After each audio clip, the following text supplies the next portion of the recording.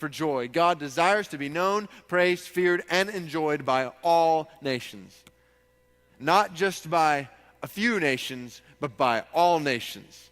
Not just by a few peoples, let all the peoples praise you. Everywhere. Every kind of person on the planet know and fear and worship and enjoy God.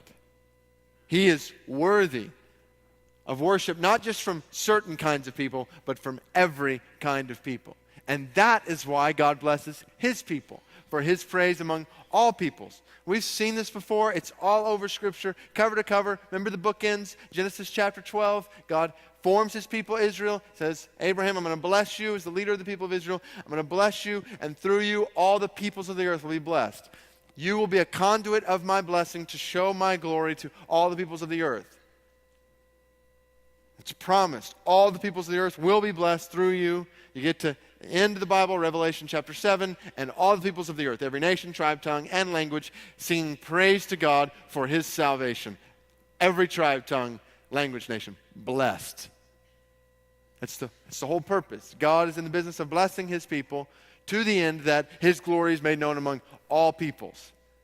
So, all of this summarizes why we cannot disconnect the blessing of God from the purpose of God. And we are tempted to do that at every turn. To disconnect these two. To think that God has given us the gospel, that God has given the gospel to us only for us. It's not biblical.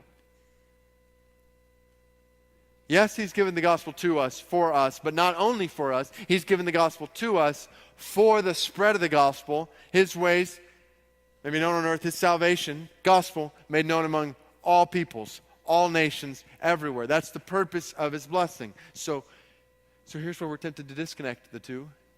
We are tempted week after week after week to begin to think that the whole purpose of this church is to sit back and be comfortable and create programs and things that revolve around us and our preferences and our designs. And that is not true.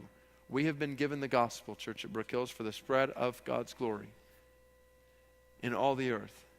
Every one of us, all of us together, spending our lives in Birmingham and to the ends of the earth, making this gospel known no matter what it costs us. That's why we have the gospel. That's why we have money. That's why we have money. God gives material wealth for the world's worship. That's a very